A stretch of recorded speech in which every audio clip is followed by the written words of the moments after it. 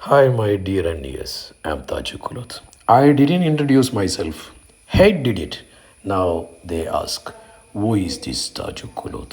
എന്നാൽ കുറേ ആൾക്കാർ ഹീറോ ആയിട്ട് പരിവേഷിപ്പിക്കുന്നു ഇങ്ങനെ ഒരു കാര്യങ്ങൾ ചെയ്തു എന്ന് പറഞ്ഞിട്ട് അത് ഞാൻ അങ്ങനെ ഉദ്ദേശിച്ച് ചെയ്തൊന്നുമല്ല. ഇവർ ഈ ഒരു പ്രവർത്തനം കൊണ്ട് എനിക്ക് ഒരുപാട് റീച്ച് കിട്ടി ഓൾറെഡി. ഇവർ ഈ അവഹേളിക്കലുമുണ്ട്. Thank you very much. My enemy. ഇവർ സ്വയം തന്നെ ജനങ്ങളുടെ ഇടയിൽ അറിയിച്ച് ആരാണ് ഈ താജു കുലത്ത് അന്വേഷിക്കുന്നത്. ഖത്തമല്ലാഹു അല ഖുലൂബിഹിം. അവരുടെ ഹൃദയങ്ങളിൽ സീൽ ചെയ്യപ്പെട്ടിരിക്കുന്നു ഈ വെറുപ്പിൻ്റെ ഹൃദയങ്ങൾ. സുമ്മും ബുക്കുമും ഒമ്യും ഫഹും ലാ യർജിഊൻ. അവർ ബധിരരും മൂകരും കുരുടന്മാരുമാണ്. അവർ തിരിച്ചു വരികയില്ല. എൻ്റെ ഏറ്റവും പരിശപ്പെട്ട എൻ്റെ സുഹൃത്തുക്കൾ, എന്നെ അടുത്തറിയുന്നവർ, നിങ്ങളുടെ അറിവിലേക്ക് കുറച്ച് കാര്യങ്ങൾ പറയണം എന്നുള്ള ഉദ്ദേശത്തോട് കൂടിയിട്ടാണ് ഈ വീഡിയോ ചെയ്യുന്നത്. 2 ദിവസം മുമ്പേ ഞാനും വൈഫും പലിശപ്പീടിയൻ്റെ ആ കട്ടിങ്ങിൽ വന്നിട്ട് നിർത്തി. ഒരാൾ വെള്ളം ഇങ്ങനെ കെട്ടിയിരിക്കുന്നുണ്ടായി. നമ്മുടെ ഓപ്പോസിറ്റ് ആയിട്ട് ഒരു ഇന്നോവ വളരെ സ്പീഡിൽ അങ്ങ് കടന്നുപോയി. ആ കെട്ടിയിരിക്കുന്ന വെള്ളം കംപ്ലീറ്റ് എൻ്റെ വൈഫിൻ്റെ മേലെ തെറിച്ചു. അങ്ങനെ മുഖത്ത് വരെ വെള്ളം തെറിച്ചൊരവസ്ഥയായിരിക്കും. പള്ളൂർ എത്താൻ നോക്കുമ്പോൾ ആ വണ്ടി കണ്ടപ്പോൾ അവിടെ വന്ന് ചോദിച്ചു, നിങ്ങൾ എങ്ങനെയാണ് പോവുക? ബഹുമാനപ്പെട്ട MLA വെഹിക്കിളാണെന്ന് ഞാൻ ആദ്യം നോട്ടീസ് ചെയ്തിരുന്നില്ല. ബഹുമാനപ്പെട്ട MLAക്ക് യാതൊരു പരാതി ഉണ്ടായിരുന്നില്ല. ഒരു ഫോർമാലിറ്റിയിൽ ഡ്രൈവർ ഒരു കംപ്ലൈൻറ്റ് കൊടുക്കുകയും നമ്മൾ നമ്മുടെ ഭാഗം എഴുതുകയും ചെയ്തു. പരസ്പരം ധാരണയോട് കൂടിയിട്ട് നമുക്ക് കംപ്ലൈൻറ്റ് ഇല്ല എന്ന് പറഞ്ഞിട്ട് വളരെ മാന്യമായിട്ട് SI അടക്കമുള്ള എല്ലാവരും പെരുമാറുകയും നമുക്ക് റെസ്പെക്ട് ചെയ്ത് എല്ലാം ചെയ്തിട്ട് നമ്മൾ അവിടെ ഇങ്ങോട്ട് പോന്നു. പക്ഷേ ആ ഒരു സംഭവത്തെ പർവ്വതീകരിച്ചിട്ട് അതിൽ എന്നെ ജയിലിലിട്ടു എന്നെല്ലാം പറഞ്ഞിട്ട് വളരെ മോശമായി അവഹേളിക്കുന്ന രീതിയിൽ തേജോവധം ചെയ്ത ഒരു വ്യക്തി, അത് നിങ്ങൾക്കറിയാം, അവിടെ പേരടക്കമാണ് സോഷ്യൽ മീഡിയയിൽ ഇടുന്നത്. അവർക്കുണ്ടായിരുന്ന ഫ്രസ്ട്രേഷന്റെ കാര്യങ്ങൾ എന്ന് പറഞ്ഞാൽ, നമ്മുടെ വെള്ളാച്ചിരിപ്പള്ളിയിൽ ഞാൻ 3 വർഷം തുടർച്ചയായി സെക്രട്ടറി ആയിരുന്നു. എനിക്കെതിരെ ഒരുപാട് ആരോപണങ്ങളും എന്നെ തേജോവധം ചെയ്യുകയും ചെയ്തപ്പോഴും വീണ്ടും നടന്ന തെരഞ്ഞെടുപ്പിൽ എന്നെ തന്നെ അവിടെ സെക്രട്ടറി ആയി തെരഞ്ഞെടുത്തതിന്റെ ആ ഒരു വിഷമം തീർക്കാൻ വേണ്ടിയിട്ട് ഇത്ര ഒരു വലിയ മോഹമുള്ള ഒരു പൊസിഷനാണ് ഈ സെക്രട്ടറി സ്ഥാനം അല്ലെങ്കിൽ കമ്മിറ്റി മെമ്പർ ആകുക എന്നുള്ളത് ഞാൻ അറിയില്ലായിരുന്നു.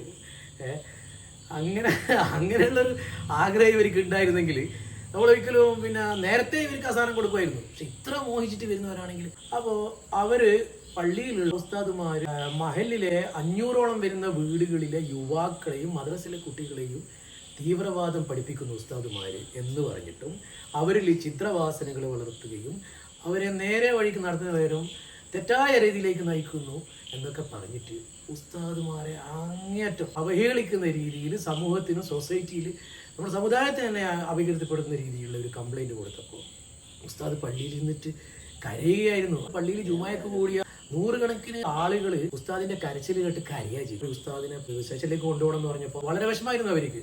കുട്ടികളെ ഖുർആൻ പഠിപ്പിക്കുന്നു, നന്മ പഠിപ്പിക്കുന്നു, നല്ല കുട്ടികളായിട്ട് വളരാൻ വേണ്ടിയിട്ട് ഉള്ള കാര്യങ്ങൾ ചെയ്തു കൊടുക്കുന്ന ഒരു കാര്യം മാത്രമാണ് ചെയ്തത്. അതിനുള്ള ശിക്ഷയാണ്. വളരെ വിഷമമുണ്ട് എന്ന് പറഞ്ഞിട്ട് കരഞ്ഞു പറഞ്ഞപ്പോൾ നമുക്ക് സംരക്ഷണം വേണമെന്ന് പറഞ്ഞിട്ട് കമ്മിറ്റി സെക്രട്ടറി എന്ന നിലയിൽ കമ്മിറ്റിക്ക് അവർ കത്തുകയും നമ്മൾ അവർക്ക് വേണ്ടിയിട്ട് എന്താണ് നിജസ്ഥിതി എന്ന് അറിയാൻ വേണ്ടിയിട്ട് സ്റ്റേഷനിൽ അന്വേഷിച്ചപ്പോൾ അവർ ഈ കൊടുത്ത കംപ്ലൈൻറ്റിൻ്റെ കോപ്പി നമുക്ക് കിട്ടി. അവർ മനസ്സിലാക്കണം അവർക്ക് തെറ്റ്. അതിന് വേണ്ടിയിട്ട് നിയമപരമായിട്ട് നമ്മൾ മുമ്പോട്ട് പോയിട്ടുണ്ട്. അവർക്കെതിരെ കോടതി അന്വേഷണത്തിന് ഉത്തരവിട്ടു, കേസ് ഫയൽ ചെയ്തു. ആ കേസ് ഇപ്പം നടന്നുകൊണ്ടിരിക്കുന്നത്. അതിലെ 1-ാം പ്രതിയാണ് ഈ പറയുന്ന പ്രചരണങ്ങൾ നടത്തുന്ന ഒരു വ്യക്തി.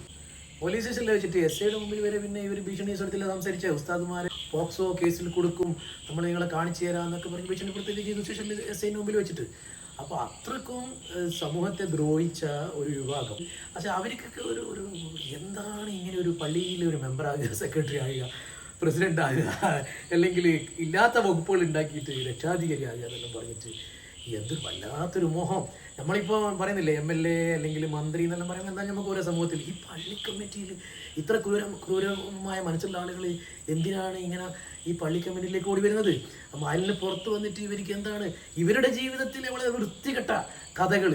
അത് ഞാൻ ഇവർ പറഞ്ഞതിൻ്റെ 100% ഞാൻ പറയാൻ തുടങ്ങിക്കഴിഞ്ഞാൽ തലയിൽ മുണ്ടിട്ട് നടക്കുന്ന അവസ്ഥ മാത്രമല്ല, ഇവരെ ജീവൻ 2 ധ്രുവങ്ങളിലായി പോകും. അത് നമ്മളിത് നിങ്ങൾക്ക് ഒരുവിധ ആൾക്കാർക്കെല്ലാം കാര്യങ്ങൾ അറിയാം. ഞാനും അവരെ പോലെ ആവണ്ട അങ്ങനെ പറഞ്ഞിട്ട് എന്നുള്ള ഒരു ചിന്ത കൊണ്ട് മാത്രമാണ് ഒരുപാട് ആളുകളെ മെസ്സേജ് അയക്കുന്നു, രാജു എന്താണ് ഈ പറയുന്നത്? എന്നെ കുറെ ആൾക്കാർ ഹീറോ ആയിട്ട് പരിവേഷിപ്പിക്കുന്നു ഇങ്ങനെ ഒരു കാര്യങ്ങൾ ചെയ്തു എന്ന് പറഞ്ഞിട്ട്. അത് ഞാൻ അങ്ങനെ ഉദ്ദേശിച്ച് ചെയ്തൊന്നുമല്ല. അപ്പൊ ഇവര് സ്വയം തന്നെ ജനങ്ങളുടെ ഇടയിൽ അറിയിച്ച് ആരാണ് ഈ താജു കുലത്ത് അന്വേഷിക്കുന്നത്. അപ്പോൾ ഞാൻ ഒരു റീച്ച് കിട്ടാൻ വേണ്ടിയിട്ടോ യൂട്യൂബിൽ അതിന് വേണ്ടി ഒരു കാര്യം ചെയ്തില്ല. പക്ഷേ ഇവർ ഈ ഒരു പ്രവർത്തനം കൊണ്ട് എനിക്ക് ഒരുപാട് റീച്ച് കിട്ടി ഓൾറെഡി. ഇവർ ഈ അവഹേളിക്കലുമുണ്ട്. Thank you very much. My anyways. ഇവരുടെ രക്തത്തിൽ അലിഞ്ഞ ഇവരുടെ ബ്ലഡിലുള്ള ഒരു അവഹേളനത്തിൻ്റെ ഒരു രീതിയാണ്. അർഹിക്കാത്ത സ്ഥാനങ്ങൾ കിട്ടുന്നവർ, പിന്നെ അർഹിക്കാത്ത സൗഭാഗ്യം കിട്ടുന്ന ആളുകളുടെ ഒരു വൃത്തികെട്ട ഒരു അവസ്ഥയാണ്. കഴുതക്കാമം കരഞ്ഞു തീർക്കുക എന്ന് പറയുന്നത് അതാണ് ഇപ്പം നടന്നുകൊണ്ടിരിക്കുന്നത്. ഇവിടെ ഒരുപാട് സുഹൃത്തുക്കൾ എന്നെ വിളിച്ചിട്ട് എന്താണ് ഈ ഒരു സ്ഥിതി, ഒരു മഹലിൻ്റെ അവസ്ഥ ഇത്ര പരിതാപകരല്ല, ആടെ ചോദിക്കാനും പറയുന്ന ആളുകളില്ലേ, ഇതൊരു സമൂഹത്തെ ഇങ്ങനെ അവഹേളിക്കുന്നവരല്ലേ, ഇവരെ അടക്കാൻ വേണ്ടി ആരുമില്ലെന്ന് ചോദിക്കുന്നത്. പക്ഷേ നമ്മൾ സംയമനം പാലിക്കുകയാണ്. നിയമത്തിൻ്റെ വഴിയിൽ ഇത്തരം സാമൂഹിക ദ്രോഹികളെ ഒറ്റപ്പെടുത്തുക എന്ന ലക്ഷ്യമാണ്. കായികമായിട്ടോ അല്ലെങ്കിൽ നിയമം കയ്യിലെടുക്കുക എന്ന ലക്ഷ്യം നമുക്കില്ല. അവരോട് പുച്ഛമല്ല, സഹതാപം മാത്രമേ ഉള്ളൂ. എന്നെ ഏറെ സ്നേഹിക്കുന്ന, എന്നെ ഇഷ്ടപ്പെടുന്ന സുഹൃത്തുക്കൾ ഒരുപാട് പേരുണ്ട്. അവരെ കാര്യങ്ങൾ അറിയിക്കാൻ വേണ്ടിയാണ് ലൈവിൽ വന്നത്. അവരുടെ ആവശ്യാർത്ഥമാണ് ഞാൻ വന്നത്. ഇവർ സമൂഹത്തിലെ ക്ഷുദ്രജീവികളാണ്, സമൂഹത്തെ കാർന്നുകൊണ്ടിരിക്കുന്ന ക്യാൻസറാണ്. അവർ അങ്ങനെയുള്ള ശത്രുക്കൾ ഇല്ലാതെ ഞാൻ മരിച്ചു പോയിരുന്നെങ്കിൽ എൻ്റെ ജീവിതം തീരെ നഷ്ടമാവുമായിരുന്നു. Thank you very much. My dear NES,